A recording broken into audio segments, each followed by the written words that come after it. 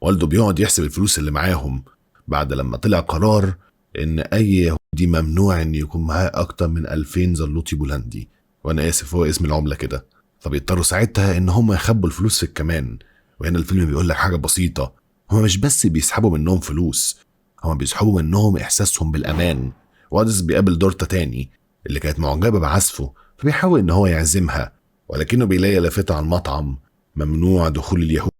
مش بس كده، ده حتى الحدائق العامة ممنوعة، المقاعد العامة ممنوعة، الحياة العادية بقت امتياز.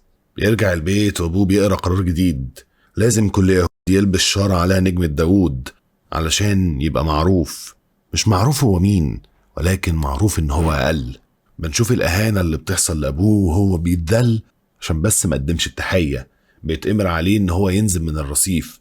في اللحظة دي الفيلم بيقولك إن الإنسان فقد أول حاجة في الوضع ده: كرامته.